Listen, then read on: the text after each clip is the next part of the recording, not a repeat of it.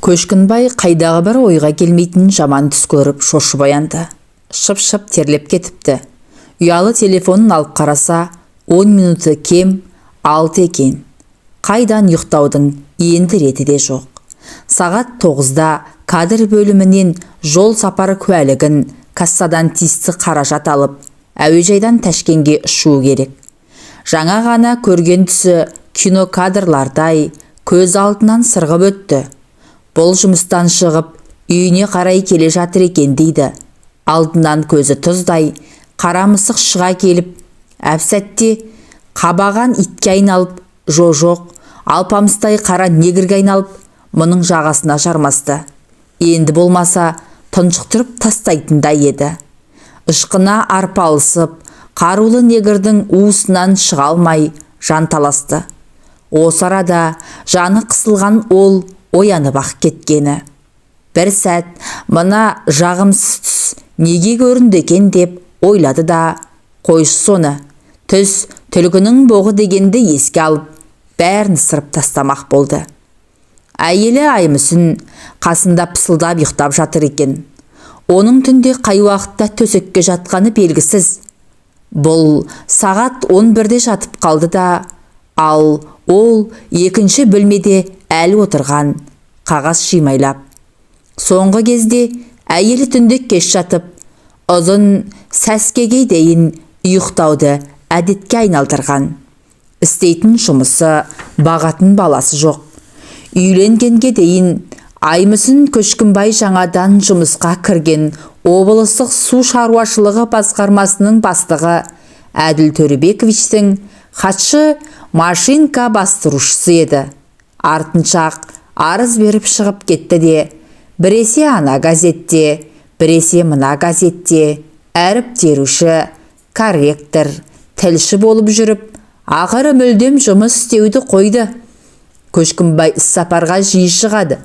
Құдай жарылқап, үйіне ертерек келсе, әйелімен шүңкілдесіп, кешкі тамақты бірге ішеді. Бірақ соңғы кезде осының бәрін ой елегінен өткізіп біраз жатты да, орнынан тұрып, асықпай киініп, жатын бөлмесінен шықты. Жуынып, шайынып, асханаға барды. Шай қойып ішті. Тоңазытқыштан алып бірдеңе жеген болды. Басына тағы біраз ойлар келіп кетті. Үйленген алғашқы сәтте Аймүсін алып ұшып тұрған елгезек қыз еді. Таңертең оянып алған олар аймаласып біраз жататын. Түнгі махаббат ойынын тағы да жалғастыратын.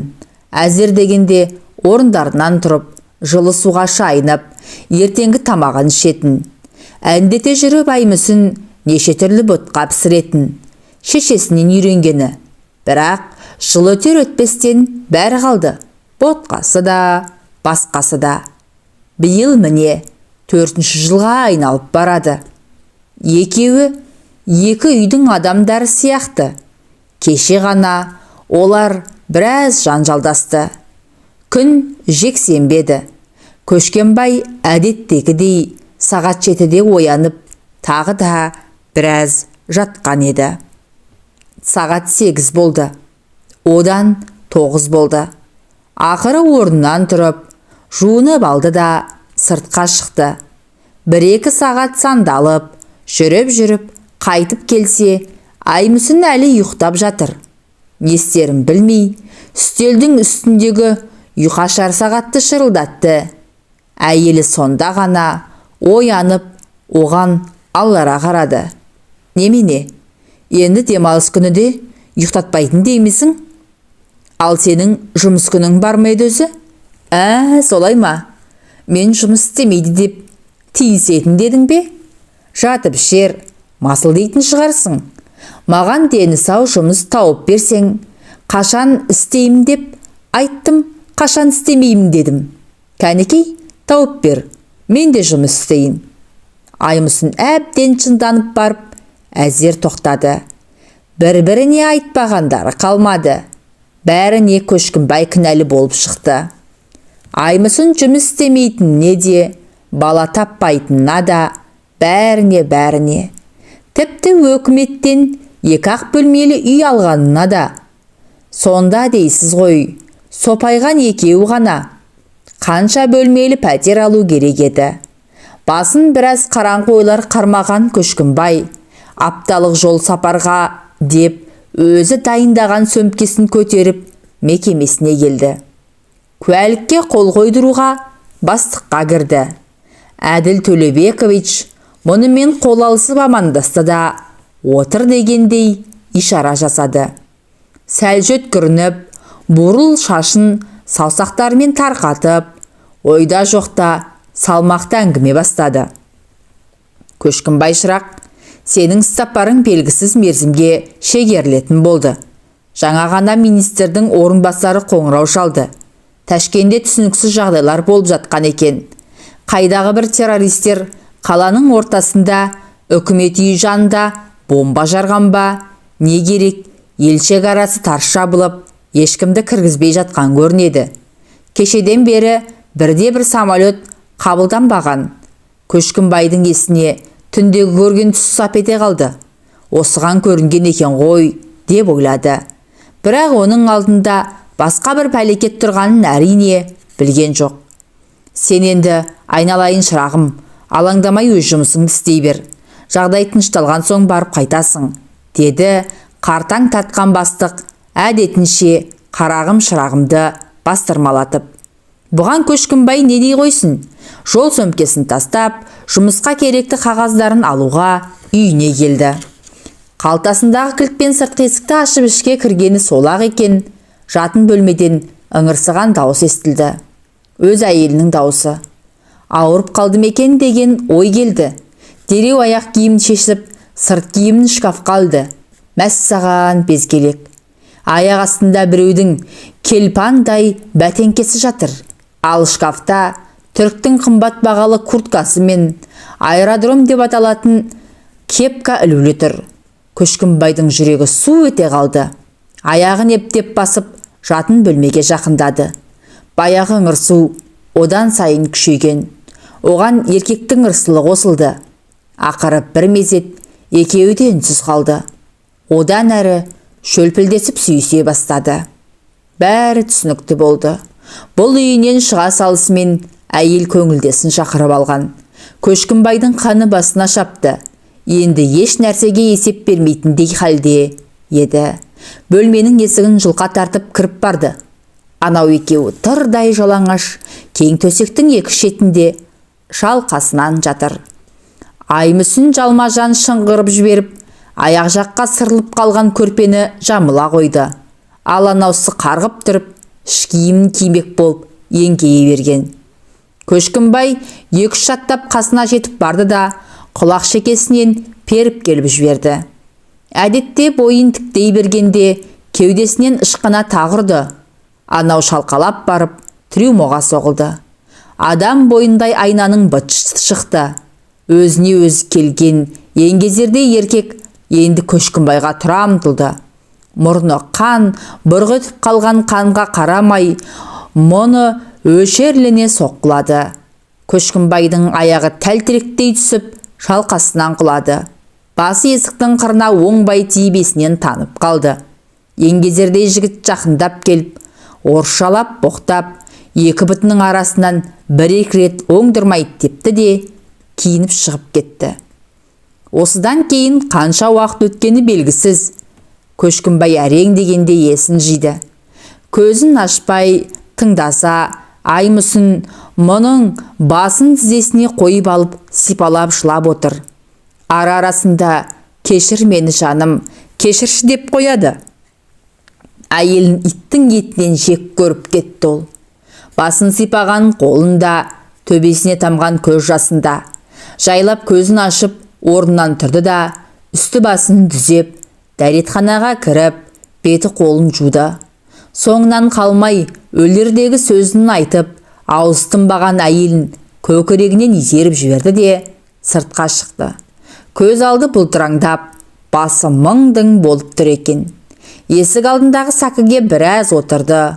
Орнынан тұрып басы ауған жаққа қарай жүріп кетті. Ойынан үйдегі болған масқара жағдай шығар емес. Анау еркекке түсінікті, ұрғашы керек. Мүмкін қайда жұмсарын білмей жүрген ақшасы көп шығар. Ал Аймүсінге не жорық? Үйі басында, байы қасында, бұты құрғап жүрген жоқ. Ойы оңға, санасы санға бөлінді. Мен қай жерден қателік жібердім? Ұрып соққаным жоқ.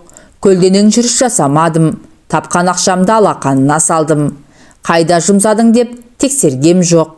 Баратын жеріне барды, келетін жеріне келді. Жұмыс істе деп қинамадым. Мүмкін осының бәрі қателік болды ма? Көшкінбай сандалып жағы жүрді. Шөлдеп кеткен екен. Жан-жағына алақтай қарап, анадай жердегі дүкенге бұрылып, 2 бөтелке сыра сатып алып, тығынын ашып, қайта-қайта сімірді. Енді байқады. Қарны ашқан екен. Тағы біраз жүріп, кездескен кафеден 1 порция котлет алып, 200 грамм арақ ішті. Сыртқа шыққанда байқады. Түс қайтып кетіпті. Қала шетіндегі жатаған үйлердің арасында жүр екен. 2 тізесі дірілдеп, оңбай шаршап қалыпты. Шарбақтың сыртына орналасылған сәкіні көріп отыра кетті. Ойына енді бала кезінде қайтыс болып кеткен әке шешесі түсті. Егер олар аман есен болып, бұлармен бірге тұрғанда, мұндай нәрсе болмас беді. Қанша дегенмен келініне бас көз болып, ақылын айтар еді ғой. Жүрегі езіліп, тамағына тас тұрып қалғандай болды. Еріксіз көзінен жас парлады. Бір өкініш өзегін өртеді. Өлердей қорланды. Қайдағы біреу мұны аяғымен таптап, соңына барып боққа батырып кеткендей сезінді. Соның бәрі Аймүсіннен болды. Неге бағана жеке қалғанда қылғындырып өлтіре салмадым? Кенет қасындағы үйдің дарбаза есігі сықырлап ашылып, басына аққалпақ киген қағылеш шал бұған жақындады. Көшкінбай орнынан қарғып тұрып, қарияның қолынан алды. «Қайдан жүрген баласың? Не іздеп жүрсің?» деп тіл қатты шал, оның бетіне бажайлап. Мен пәтер іздеп жүредім. Ойда жоқта бұлай дегеніне өзі таңғалды. Қандай пәтер? Қанша бөлмелі? Қандай болса да мейлі, тұруға жараса болды. Бала шағаң бар ма? Жоқ, мен бір өзім. Бізде премиянка бар, 2 бөлмелі. Ішінде су, себеті, газы бар. Тек пешін жөндеу керек. Жүр, көріп ал. Қария оны аулаға ертіп кірді. 2 бөлмеден тұратын жертөленің есігін ашып, жарығын жағып, кіре берістегі раковинадағы суды ағызып көрсетті. Көшкінбай шалдың айтқан пәтер ақысымен бірден келісіп, кілтін алып қалды. Төргі бөлмедегі темір кереуеттің үстіндегі матрасқа шешінбей жата кетті. Әбден шаршап, сілесі қатқан екен, бірден ұйқыға шомды. Көшкінбай үйден шығып кеткен соң, Аймүсін күйеуімен бірге бір мекемеде істейтін ең жақын құрбысы Зүлфия мен мамасын шақырып алып, көз жасын көл қылып, болған жағдайды түгел айтып берді. Енді не істеймін деп еңіреді. Көшкін мені тастап кетеді. Құдай ақы, бұрылып та қарамайды. Мына пәтерден де қуып жібереді. Өйткені бұл служебный квартира. Ойбай, құдай-ай, қайда барам? Тоқтат, деп айқай салды мамасы. Бай кеткен қатын жалғыз сен болсаң да, мынауың кетсе, бүгін бірге болған анауың бар емес пе? Кім еді әлгінің аты? Оның аты Махмұт қой. Ол маған тіріде үйленбейді. Үйленбесе үйлендіреміз. Мен бүгін барып поликлиникадан сенің ішінде 3 айлық бала бар деп анықтама қағазын алып беремін. Міне табылған ақыл деп сөзге араласты Зүлфия. Алдымен анықтаманы Көшкінге көрсету керек. Егер ол көнбесе, Махмұтқа апарасың. Ойбай-ау, сонан соң 6 ай өткенде жоқ баланы қалай тауып беремін? Оның түк қиындығы жоқ. Көшкінді қайтар алсаң, тіпті болмаса, Махмұтқа тиіп аласың. 1-2 ай өткеннен кейін выкидыш болды дейсің. Мұны айтып тұрған мамасы. Еркек бейшара қайда кетер дейсің? Бүгін кешке дейін ары кетсе, ертең ақ Көшкінбайдың қайта келетіні белгілі. Көрде тұр. Егер ертең келмесе, арғы күні мен айтқанымды істеймін. Әңгімені осымен аяқтап, мамасы мен Зүлфия қайтып кетті. Сол кеткеннен бүгін де ертең де Көшкінбай қарасын көрсетпеді. Тек үшінші күні ғана такси мініп келіп, киім кешегін, қағаздары мен құжаттарын, бір-екі көрпе жастық алып, қарасын батырды. Аймысынмен сөйлеспек түгілі көзінің қиығын да салған жоқ. 5-6 күн өткен соң Аймысынның мамасының тапсырғанымен Зүлфия Көшкінбаймен сөйлесті. Ақылға келтіріп, адамгершілікке сақырған сөзіне илікпеген соң анықтаманың ксерокопиясын көрсетті. Ондай ақмақтар мен емес, деп шорт кесті Көшкінбай. Ақмақтарыңды анау көңілдесіне көрсетіңдер, ал менен аулақ жүріңдер. Амалы қалмаған Аймысын қайта-қайта звондап жүріп, Махмудты тауып алды. Сенен 2 қабат болып қалдым деп анықтаманы көрсетті. Ты форменная дура, деді ол. Сақтанбайсың ба? Жұртқа ұқсап. Туғын келмесе алдырып таста. Маған да бала керек емес. Енді сен де керек емессің. Махмуд орнынан тұрып, есікті тарс жапты. Әлден соң қайтадан кірді де $100 2 купюраны столдың үстіне лақтырып тастап, қайта шығып кетті. Аймысын селсоқ күйге түсіп, отырып қалды. Ертеңіне жұмыстан кейін Зүлфия келді. Бірақ қос құрбының әңгімесі жараспады. Әншейінде екеуі жылы жұмсақты алдарына алып, француз шампанын сыздықтатып ішіп, сылқылдап күліп, көңіл көтеретін. Бұл жолы оның бірі де болмады. Аймысынның көңіл күйі болмай, көзі шүңкіреп, құрбысының әрбір сөзін жақтырмады. Сенің Махмудтан басқа 1-2 жігітің бар еді ғой, соларды айналдырып көрсең қайтеді, деп қалды Зүлфия. Ой, Зүлфия, стерваты, бәрі сенің тауып бергенің ғой. Одни сволочи, крохабыры. Біреуі де Көшкіннің тырнағына татымай, деді. Күйінген келіншек қыстығып жылап жіберді. Пәтердің егесі 70-ті алқымдаған қария өте әңгімешіл адам болып шықты. Күні бойы әңгіме дүкен құратын адам таппай, жұмыстан оралған Көшкінбайды күтіп отырады. Содан қоярда қоймай, үйіне шақырып, тамағын беріп, шайын ішкізіп, бәйек болады. Өзім бір жігерлі бала екенсің, әрбір қазақ менің жалғызым деген екен. Өмірден өтіп кеткен бір данышпан ағамыз. Сол айтқандай, сенің бізге жаттығың жоқ. Азанғы шайыңды, түскі әбетіңді өзің білесің. Ал кешкі асты біздің үйден ішіп жүре бер. Сен үшін әдейі қазан көтермейміз. Жақында ауылдан кемпірімде келіп қалар. Сені көріп қуанып қалатын болды. Айналамыздың бәрі орыс. Бізде бұл жерде орыс колхозы болған көрінеді. Айтпақшы, менің атым Колхозбек. Жай ғана Қалеке десең жетіп жатыр. Жоқ, мен сізді Көке деп атаймын. Мейлі, Көке десең дей бер. Өзіңнің әке-шешең бар шығар. Жас шамасы менен қандай? Айтпақшы, қайтуған боласың? Әке-шешем мен еспілер білмесе қайтыс болып кеткен. Содан нағашыларының қолында өстім. Мен үйленген соң олар да өмірден өтті. Нағашы атам сен арғынсың дейтін. Ал келін қайтан? Ажырасып кеттік, деді Көшкінбай қуыстанып. Мені ұнатпады. Колхозбек қария біраз үнсіз қалды. Әлден соң барып, Көшкінбай айналайын, сен ренжіме. Адам шал болғаннан кейін мұжмалау болып келеді екен. Оны мұны сұрай береді. Егер зәуімде сұрағым жақпай қалса, жауап бермей ақ қой. Ал мен өз атымды айттым. Руым Найман. Осы қаладан 30 шақырым жердегі Микоян колхозында туып өскенбіз. Құдайдың берген 2 бала, бір қызын ұстап қалдық. Басқасы жас кезінде шетінеп кетті. Балалар ауылда тұрады. Үйлі баранды. Жағдайлары жаман емес. Осы мезетте стол үстінде қалған тамақты, ыдыс-аяқты көтеріп, аш үйге шығып кеткен қызына естірмейін деп, даусын бәсейтіп, сөзін жалғастырды. Балаларымның жағдайы жаман емес дедім ғой. Тек осы Мәрияшімнің жолы қиын болып шықты. Бір қуаяққа жолығып, өлбәле бұрын үйленген екен, ажырасыпты да, оның үстіне не жұмыс жоқ, ішкілікке жақын болып, қызымды кеш болса, көкола қойда етіп сабап, не керек, әзір дегенде ажыратып алып отырмыз. Өзіміз бас көз болмасақ, әлде ішіп алып, жанда шығарып, күн көрсетпекші емес. Мынау жүрген 3 жасар Айжан әбден әкесінен зәрезап болған. Түн баласына қайта-қайта шошып оянады.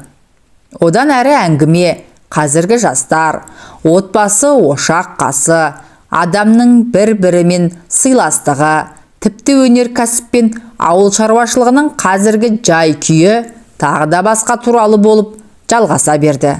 Күнде осы.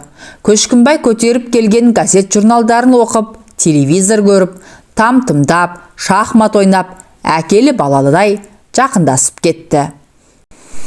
Әне міне келді деген кемпірі келе қоймай Қалқозбек шал дегбірсізденіп, қызы мен немересін Көшкенбайға аманаттап, ауылына жөнеп-ақ кеткені.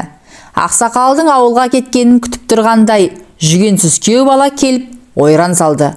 Көшкінбайдың жұмыстан шығып, жол жөнекей кішкентай Айжанды балабақшадан алып, дарбазадан кіргені сол еді. Үйде айқай-шу болып жатқанының үстінен түсті. Артынша іштен Мәрияштың жан даусы шықты. Үйге жүгіріп келген Көшкінбай қуыршақтай келіншекті бұрышқа тіреп, жүресің менімен, әйтпесе өлтіремін деп қылғындырып жатқан еркекті көрді. Әй шайға қарамай, әлгіні иығынан тартып қалды да, есікке қарай итеріп кеп жібергенде, анау тәлтіректеп барып шалқасынан түсті. Удай мас екенсің. Сен кімсің? Біздің арамызға түсетін деп, анау екі көзі қанталады. Мен Мәрияштың күйеуімін, деді. Бұл ойланып жатпастан, енді орныңнан тұр да, қараңды батыр. Әйтпесе қылдай кеңірдегіңді суырып аламын. Айтқан сөздерін дәлелдегісі келгендей, көз жасы мөлтілдеп, бұрышта дірілдеп тұрған Мәрияшты құшақтай алып, бетінен сүйді. Қалтасынан ораман алып, келіншектің көз жасын сүртті. Содан кейін жұдырығын түйіп, әлі де шалжиып жатқан еркекке жақындады. Құры дедім ғой саған, бұл үйдің жолын есіңнен шығар, малғын. Еркек апыл-ғұпыл орнынан тұрып, сыртқа шыға жөнелді. Көшкінбай енді байқады. Кішкентай Айжан әлде үрпиіп, есік алдында тұр екен. Қолынан жетектеп әкеліп, сырт киімдерін шешіп, анасына ұстатты. Мәрияш әзер дегенде солығын басты. Қатты қорқып қалыпты. Сұп-сұр болған бетіне аздап қан жүгірді. Қызын құшақтаған күйі ұзақ отырды. Содан барып жай ғана үнемі өстеді. Араққа тойып, жыны қозған кезде бізге келеді. Сіздің келіп қалғаныңыз қандай жақсы болды. Әйтпесе, не боларын бір Құдайдың өзі білсін. Күндегідей үшеуі отырып, кешкі ас ішті. Қалғозбек көкенің жоқтығы білініп тұрды. Мәрияш екеуі бір-екі рет қана тіл қатынасты. Қайта Көшкінбай Айжанмен көбірек сөйлесті. Қолына қағаз, қалам беріп, сурет салуға үйреткен болды. Ақыры орнынан тұрып, пәтеріне кетпекші болғанда, Мәрияш қинала сөйлеп: «Аға, сіз осында қонсаңыз қайтеді? Әкемнің бөлмесіне. Әлгі жауыз айналшықтап жүріп, сіз кеткен соң тағы да кіріп келуі мүмкін», деді. Көшкінбай амал жоқ, осында қонып қалды. Ертеңіне де, арғы күні де біртүрлі өзін үйлі баранды адамдай сезінді. Күн сайын таңертең Айжанды балабақшасына апарады, жұмыстан соң қайтадан әкеледі. Үйге келгенде Мәрияш жымиып қарсы алады. Үстел үстінде ыстық тамағын әкеліп, шайын беріп, бәйек болады. Кірі жуулы, киімі үтіктеулі. Әңгімелері де жарасып қалды. Тек қана төсектері екі бөлек салынады. Қалқозбек қария суықтап, тұмауратып қалған кемпірін ауылда қалдырып, бір аптадан соң асығып-үсігіп қайтып келді. Махмуд Аймүсінмен болған соң кездесуден кейін қатты ойланып қалды. Мен бұл жәлеппен бекер байланысыппын. Түкке пайдасы жоқ. Әне бір ақымақ байы боққа намыстанып, соңымнан қалмауы мүмкін. Тауып алса, сотқа беріп, немесе біреулерді жұмсап, бәлеге бастаса не істеймін? Срочно жоғалуым керек. 3-4 күн өткенде оған Әлмира звондап қалды. Шала ауруханаға түсіпті. Үйінде бір өзі ғана екен. Махмуд машинасына отырды да лезде жетіп барды. Есіктен кірген солақ екен. Майысқан жас келіншек. мойнына асылды. Біраз аймаласып, сүйісіп тұрып қалды. Сонан соң ғана сыртқы киімдерін шешіп, беті қолдарын жуып, қонақ бөлмесіне өтті. Альмира мұның келуіне арнаулы дайындалыпты. Мұздатылған қазы қарта, тауық еті, қызыл уылдырық, қымбат балық, француз коньягі, виски, жемістің түр-түрі бәр самсап тұр. Олар мұны да аздап шықып жеп, 1-2 рюмка коньяк ішті. Тағы да ыстық сүйіс басталды. Ақыры шыдамай Махмуд келіншекті қаңбақтай көтеріп алды да төргі бөлмеге апарды. Екеуі жанталасып, бір-бірінің киімдерін шешіп, қатар тұрған мамық креслоға лақтырып тастады да төсекке жата кетті. Бір уысқана келіншек еркектің құшағын сағынып ақ қалған екен. Бір өліп, бір тірілді.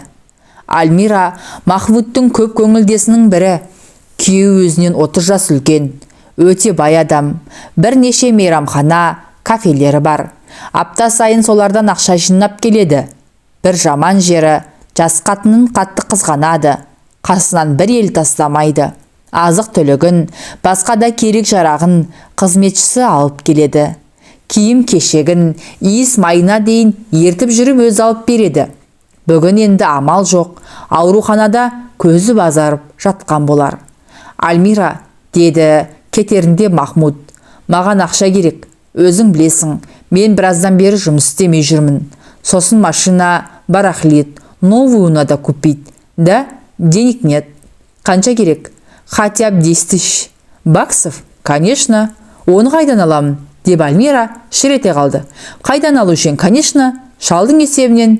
Әйтпесе мына суреттерді көрсетіп, өзім сұрап аламын. Қалтасынан шығарып, бір пачка суреттерді төсек үстінен шашып жіберді. Ой, Махмуд, какой позор! Біздің жатқанымызды кім түсіріп алған? Скрытая камера. Ты включил? Что ты за человек? Это не по-мужски. Альмира шашылған суреттерді жинап алып, жыртып тастады. Жыртып әуре болма. Керек болса тағы шығарып аламын. Махмуд киініп алып, сыртқа шығуға беттеді. Ой, Махмуд, не спеши, деп Альмира сөмкесінен $1000 алып берді. Ладно, будем считать, что это первый взнос. Махмуд сыртқа шығып машинасына отырды да үйіне келді.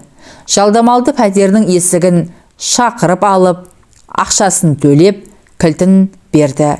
2 сөмкеге таңқитып салған киім кешегін багажникке салып, Алматы қайдасың деп тартып отырды. Жұмыс аяғына таман Көшкінбайды бастық шақыртып алды. Көшкінбай, шырақ, сен өзің не істеп жүрсің? Деді, ашу шақырғандай болып. Сүйіп қосылған әйелінді тастап, үйіңнен безіп. Кім айтты? Деді Көшкінбай жұлып алғандай. Кім айтушы еді? Әлгінде енен келіп кетті. Саған қатты өкпелеп отыр. Жағзақсы тұрып жатыр еді, аяқ астынан бұзылды дейді. Келіншек 2 қабат екен, ішінде 3 айлық бала бар көрінеді. Әділ Төлебекович түсі бұзылып сөйлеп отыр. Үйден кетіп қалғаным рас, бірақ әйелінің жүкті екені өтірік. Рас болған күннің өзінде ол бала менен емес. Әй, сен не деп отырсың? Енеңнің қолында дәрігердің анықтамасы бар. Ал әйелінің көңілдесімен жатқанының үстінен түскенім туралы айтпады ма? Жоқ, бұл өзі анық па? Қашан болып еді? Өткенде Ташкенге сапарға бара алмай қалған күні, жол сөкемді үйге апарып тастап, қағаздарымды алып шығайын десем, түсінікті. Онда дұрыс кетіп қалғаның. Әлгі енеңде зыпылдап қалған екен, бір көргеннен жақпай қалған еді. Мақұл, бара ғой. Тек тағы бір пәлеге ұрынып қалып жүрмей айналайын. Көшкінбай жұмыстан шыға салып, Айжанның бала бақшасына қарай тартты. Көз алдында құрбалаңдап жүгіріп келіп, мойнына асылған кішкене қыз келе қалды. Зымырап шыл өтті. Көшкінбайдың өмірі әзер дегенде бір қалыпқа түсті. Аймүсіннің шешесі мен жолбике құрбысы Зүлфия Көшкінбайдың үстіне арызды қарша боратып, қорқыты бүркітті. 1000 болғыр Әділ Төлебекович қолдан келгенше жәрдем етіп, қорғап қалды. Көшкінбайдан еш нәрсе шығара алмаған соң, шешесі Аймүсінді ауыл жақтағы бір бақуат кісіге ұзатып жіберді. Қатын өліп жесір бойдақ жүрген адам екен. Қалаға қарай қашып, қылтың-сылтың мінез көрсеткен Аймүсінді күнде қамшының астын алып жуасытқан көрінеді. Ұзын құлақтың айтуына қарағанда жақында ғана егіз қыз туыпты. Көшкінбай да осыдан біраз бұрын Мәрияммен некелесті. Бір-бірін ұнатқан олар былтырақ үйленіп қояр меді. Аймұсынның әбігері бұлардың жүйкесіне жылдап тиген екен. Соған алаңдап біраз жүріп қалды. Қалқозбек көке кемпірін алып ауылға енші басты ұлына кетті. Көшкінбай Мәрияш екеуі екі жақтап осында тұра беріңіздер деп қиыла сұраған еді. Бір бетке шал көнбей қойды. Аймұсынның көңілдесі Махмуд Альмираны жағалап, одан қайта-қайта ақша талап етіп, ақыры соққыға жығылып, бірнеше қабырғасы жағы сынып, миы шайқалып, мүгедек болып қалды. Аль-Зульфия естуімше бір негірге еріп шетел асып кетті. Кетсе керуен ұрсын дедік те қойдық.